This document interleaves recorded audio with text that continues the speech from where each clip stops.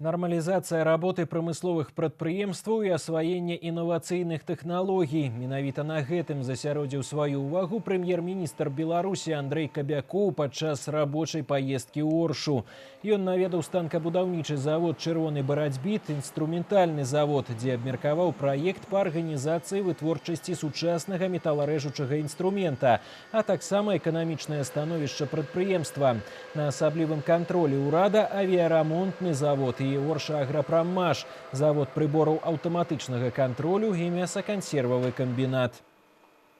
Есть ряд, которые предприятие уже нормально себя показывает, есть ряд, которые испытывают проблемы, но проблемы уже другого уровня. Например, Аршанский инструментальный завод мы сейчас были. Есть проблема с тем, что есть заказы, есть оборотные средства, спасибо, глава государства помог, поддержал вот в конце прошлого года. Есть условия для работы.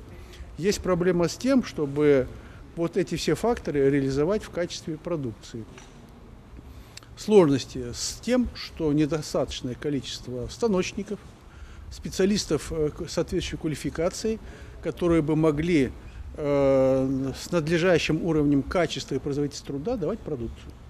То есть этим надо серьезно заниматься. То есть не только создавать рабочие места, но и нужно привлекать людей, обучать имеющихся для того, чтобы они могли давать качественную продукцию, ну, еще раз говорю, соответствующему уровню производительности труда. Задача может быть одна из самых сложных, потому что все можно купить, и оборудование, и материалы, а подготовить людей – это, наверное, самый сложный, в общем-то, элемент в модернизации любого производства.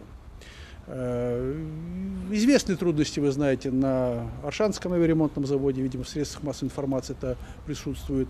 Но тоже сегодня доклад директора говорил о том, что, в общем-то, есть способы, пути решения проблемных вопросов и о том, что, в общем-то, предполагается, что и трудовой коллектив не останется, что называется, без внимания, и, в общем-то, есть определенное предложение по заказам, которые сейчас они очень активно ищут, вне зависимости от того, кто у них является инвестором.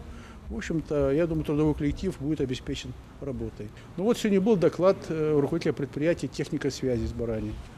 Тоже достаточно такая ситуация, ну, заметно просто лучше. Объемы производства удваиваются по отношению к уровню прошлого года. Есть перспектива того, что эти темпы роста будут поддержаны и в следующем году.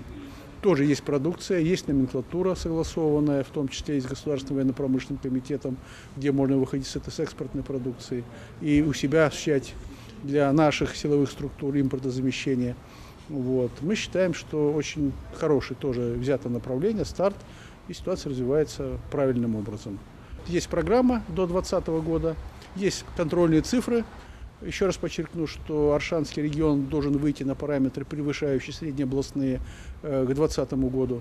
И, в общем-то, мы сейчас работаем над тем, чтобы это было исполнено.